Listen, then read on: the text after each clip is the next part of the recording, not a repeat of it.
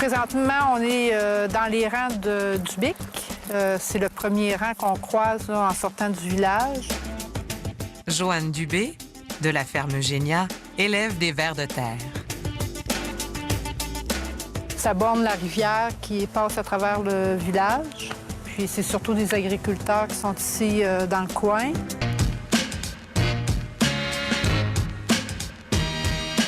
La vermiculture, il y a quand même des compagnies qui ont investi 1 300 000 puis ça a coulé. Je produis plus qu'eux autres. Là. J'étais bien surpris parce qu'ils disaient que ça ne produisait pas hiver. Au contraire, moi, je suis débordée. Le ver de terre, lui, on l'appelle pas seulement parce qu'il vit dans la terre, c'est qu'il fabrique la terre. Fait que quand le déjection arrive en contact avec l'oxygène, ça se minéralise automatiquement. Donc, c'est pas collant, c'est comme du minéral. Ça sent la terre, ça a la même texture que la terre. Puis les gens, ils rentrent ici l'hiver, là, puis ils trouvent que ça sent le sous-bois. Puis quand ils viennent visiter, ils sont là, « Ah, la belle terre noire! » Puis ils se mettent les 2 mains dedans, puis « ouais, tout ça. » Puis un coup, là, ils ont tous dit ça, puis que... Je dis, « Ah, ben il n'y a aucune terre là-dedans. »« Ah ouais? » J'ai dit, « C'est le fumier de verre, ils sont là. » Le fumier de verre de terre, sa particularité, sa force, c'est de faire fleurir les plantes. Faudrait que j'essaye de pogner un œuf, là. Ah, il y en a un ici. Ils sont hermaphrodites. Ils peuvent rester 1 heure et quart facilement ensemble, là, accrochés un à l'autre, là. Ah oui, puis ils sont bien, là. Fait que ça peut aller jusqu'à 5 petits par œuf.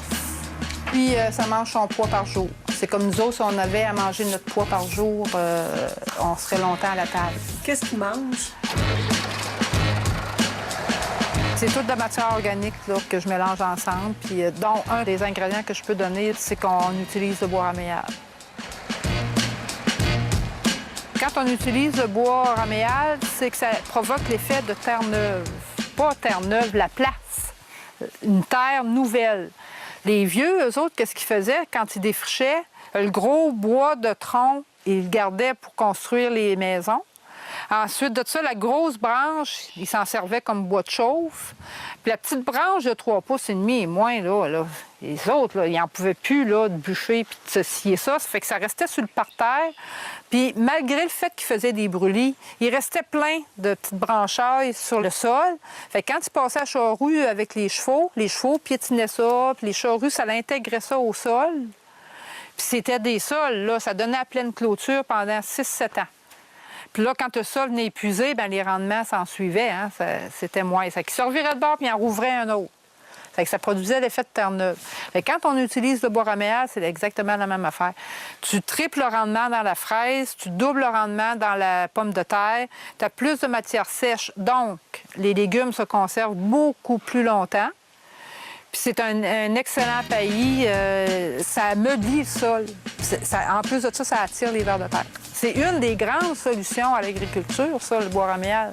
Mais le lobbying des engrais chimiques est tellement fort. Puis si on voulait en faire une production, on n'aurait même pas besoin de battre les arbres. Les pommiers, on les taille à tous les 2 ans. Ça les tue pas. Parce que quand tu tailles un arbre, tu peux faire de la taille directionnelle, puis envoyer la branche pousser par là plutôt que par là. Fait qu'on pourrait faire des architectures magnifiques au niveau de nos forêts, là, sans jamais tuer un arbre.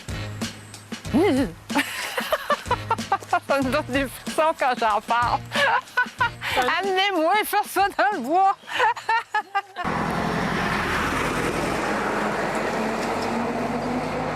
Moi et puis un de mes copains, on cherchait un terrain pour faire des expériences. Chaque fois que je passais devant cette ferme-là, là, je te dis, là, le poil me dressait sur le dos. Ça se faisait tout ça. Puis je disais, « Oh, la belle ferme! » Un dimanche, on est arrivé ici, puis on s'est informé à mon voisin pour avoir une petite parcelle de terre. Puis j'ai pris de l'information sur la ferme. Il dit, c'était loué ou à vendre? Yes! Je l'ai loué 1 an et demi. Puis la 2e année, j'ai acheté.